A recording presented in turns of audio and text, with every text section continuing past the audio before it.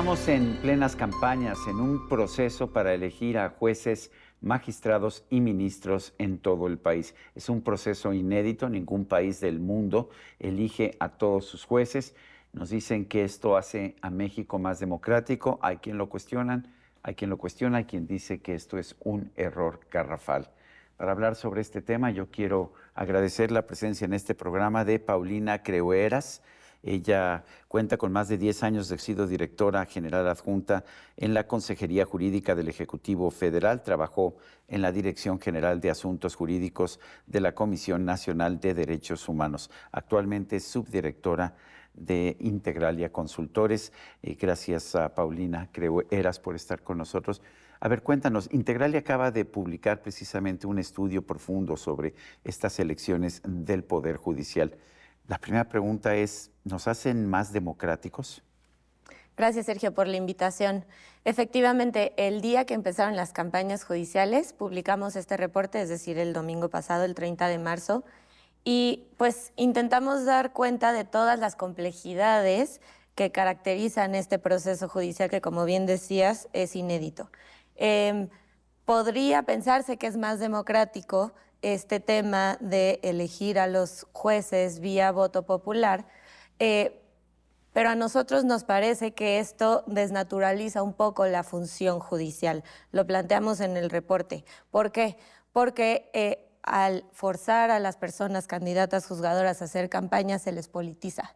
Los jueces y los magistrados podrán sentirse obligados para resolver en una u otra forma, una vez que lleguen al cargo, para agradecer o para retribuir ese apoyo que le dieron a esto cuando eran candidatos, ¿no? Cuando estaban en campaña. En Estados Unidos hay elecciones a votos estatales, hasta donde Sí. yo sé. ¿Funcionan bien o no funcionan bien? Sí funcionan bien, pero hay que decirlo, los jueces locales en Estados Unidos resuelven otro tipo de casos que no resuelven, por ejemplo, los jueces que vamos a elegir ahora para la Suprema Corte o para el Tribunal de Disciplina. Es como una justicia más cotidiana, estos jueces que son electos vía voto popular en Estados Unidos. Aquí vamos a elegir todos los jueces, excepto algunos muy concretos que siguen estando adscritos al Poder Judicial, como los agrarios o algunos administrativos, pero incluso las sentencias de mayor envergadura, las sentencias de más impacto que se resuelven en la Suprema Corte, pues tendrán jueces que han sido elegidos o que van a ser elegidos vía voto popular. Ahora, no es como en Estados Unidos que cualquiera que lo desee puede presentarse como candidato a ser juez. Aquí los candidatos fueron designados por un procedimiento especial. ¿Nos puedes hablar algo al respecto? Así es, Sergio. Aquí hubo varios filtros.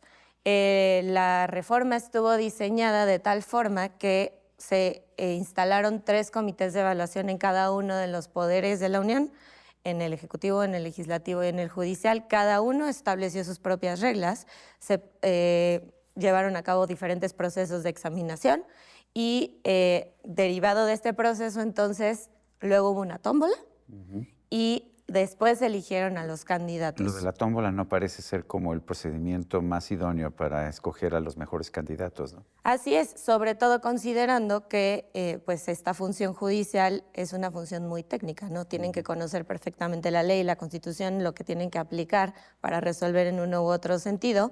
Hicieron primero un filtrado de idoneidad, así le llamaron ellos, y posteriormente a todos estos candidatos idóneos, pues los sometieron al sorteo.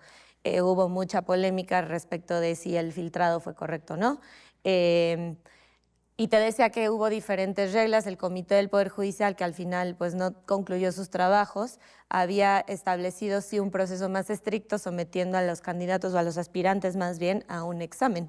Los otros 2 comités solo hicieron una suerte de entrevista. Muchas de esas entrevistas son públicas hoy y las podemos ver, y la verdad es que dejaron mucho que desear. Esas entrevistas fueron muy cortas, a mí me parece, y en Integralia nos parece que no necesariamente muestran la capacidad esas entrevistas para la capacidad de estos aspirantes para ser buenos jueces. ¿Qué ocurre en otros países? Estoy pensando en Dinamarca, que es considerado el país más democrático por el The Economist Intelligence Unit, por ejemplo. Y lo que me puse a estudiar y lo que vi es que hay una institución especializada que se dedica a elegir los jueces, que hace exámenes, que evalúa los currículos, que hace entrevistas.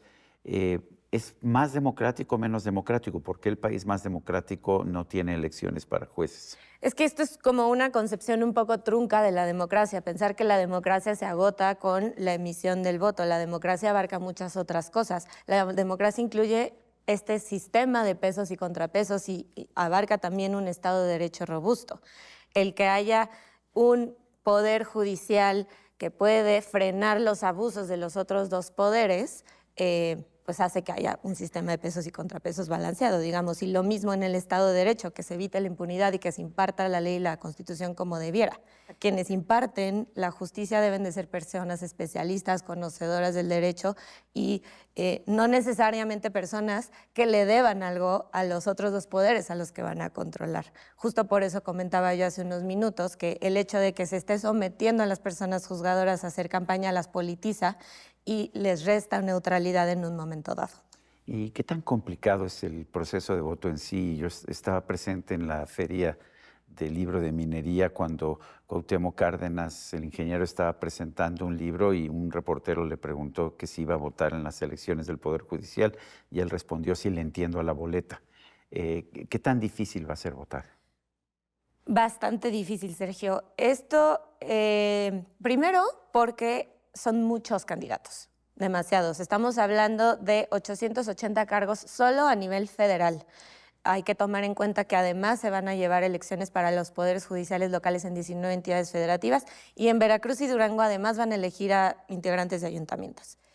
Entonces, son muchos candidatos a elegir. Además, esto implica que hay demasiadas candidaturas, son alrededor de 4.500 candidaturas. Es imposible conocerlas a todas. Por supuesto, nosotros no vamos a elegir 880 cargos, pero estos son los que están repartidos por todos lados. Ahora, tengo entendido que en la Ciudad de México elegimos a muchos más jueces que en otros lugares del país. Así es. A nivel federal vamos a tener 6 boletas. Una para Suprema Corte, otra para Tribunal de Disciplina Judicial, que es un tribunal de nueva creación, para la Sala Superior del Tribunal Electoral, la Sala Regional del Tribunal Electoral, y luego va a haber una boleta para jueces de distrito y otra para tribunales colegiados, para magistrados de tribunales colegiados son 6, más las que nos den en cada entidad federativa.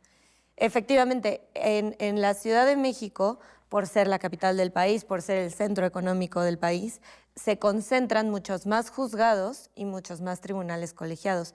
Lo que tuvo que hacer el INE fue repartir en distritos judiciales electorales cómo se va a emitir el voto, pero no dependiendo del número de población que hay en el país, sino dependiendo del número de cargos que se eligen en esa circunscripción o en esa entidad federativa.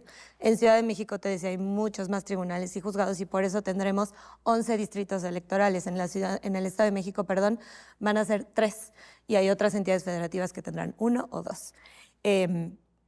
Y esto ha sido muy polémico. A nosotros nos parece que incluso esto deriva en una contradicción o en una diferencia entre los votantes de la Ciudad de México y de otras entidades federativas, porque nosotros aquí en Ciudad de México vamos a elegir algunos juzgadores y magistrados que toman decisiones que impactan a todo el país, pero como la residencia de esos juzgados está en Ciudad de México, solo nosotros los vamos a elegir. Tanto el gobierno de la República, la presidenta Sheinbaum y varios de sus funcionarios dicen que están esperando 10 millones de electores el día de la elección. Pero por otra parte nos dicen que hacerla esa elección pues puede llevar 15 o 20 minutos. ¿Qué va a pasar? ¿Se puede hacer eso? Pues es probable que algunas personas decidan solo votar en algunas de las 6 o 9 boletas que les entreguen, ¿no? Porque efectivamente son boletas no son como las conocemos, no traen el logotipo de un partido, no traen una foto, son un listado interminable de nombres y nosotros vamos a tener que poner en un recuadro el número del candidato por el que estamos emitiendo el voto. Y además hay instrucciones precisas para cada boleta. Para elegir a la Corte se tienen que elegir, tenemos el derecho de elegir a 5 mujeres y 4 hombres. Entonces va a haber 5 huequitos, 5 espacios para mujeres y y 4 para hombres, y así en cada boleta es diferente, es muy confuso. Probablemente alguien decida solo llenar un huequito, probablemente repite el mismo número 3 veces. Es difícil, además, que como decías tú, Sergio, como vamos a llevarnos tanto tiempo en votar, probablemente la gente se desanime a la mitad del camino, hagan fila y luego quieran irse. No vamos a ir a la misma casilla a la que solemos ir en cada proceso electoral. Y sobre todo, más allá del momento específico de ir a votar, pues está la parte de el conocimiento que tiene actualmente la población respecto de este proceso. Es poco. Me parece que el ciudadano que nunca se ha enfrentado a un proceso judicial no entiende bien cuál es la función de los jueces. Hay encuestas recientes que dan cuenta de que muchas personas confunden el papel que realizan los jueces con el papel que realizan los ministerios públicos, por ejemplo. Siempre ha existido esa Entonces, confusión. quizá muchas personas ni siquiera entiendan la razón detrás de tener que ir a votar ahora y decidan no hacerlo. Y como es un ejercicio inédito que se está organizando con tan poco tiempo, apenas se está haciendo promoción de los candidatos y apenas se está empezando a hacer promoción del voto, es posible, sí, que la participación sea baja. Por supuesto, siempre está este factor de la movilización política que se puede hacer. Que lo estamos empezando a ver. Yo he escuchado reportes de que los servidores de la nación están yendo con quienes reciben programas sociales y les están diciendo, hay que votar por estos. Sí, pues al gobierno le conviene que este resultado, que el resultado de la elección sea relativamente exitoso, pues para legitimarlo, ¿no? Porque pues lo han promovido tanto desde las campañas a la presidencia que pues están haciendo su mejor esfuerzo para que haya más participación y sea un resultado medianamente aceptable. Para ello, pues claro, están echando mano de sus movilizadores políticos, de los cuales pues echan mano normalmente en cualquier otra elección. Pero esto significa que los dados van a estar cargados para los candidatos a jueces, magistrados y ministros que provengan de listas aceptables para el gobierno. Muy probablemente sí, sobre todo para los cargos más relevantes. Volvemos al punto de que las boletas son tan diferentes que aún ni así movilizar el voto va a ser muy difícil. Quizás se van a concentrar en hacer una suerte de acordeón para que sepan cómo llenar la boleta de los Es lo que he cargos visto, más que importantes. están entregando, que están distribuyendo estos acordeones. Cuéntanos del Tribunal de Disciplina. Hay mucha gente que dice que este Tribunal de Disciplina pues, va a influir demasiado sobre las decisiones de los jueces, que va a acabar con la independencia judicial. Así es, este tribunal está pensado como para estar vigilando el actuar de los jueces. Van a estar facultados los integrantes de este tribunal para sancionar en materia administrativa a las personas juzgadoras que incurran en faltas y que incurran en temas como de corrupción o de nepotismo. O que no den los fallos que el gobierno quiere.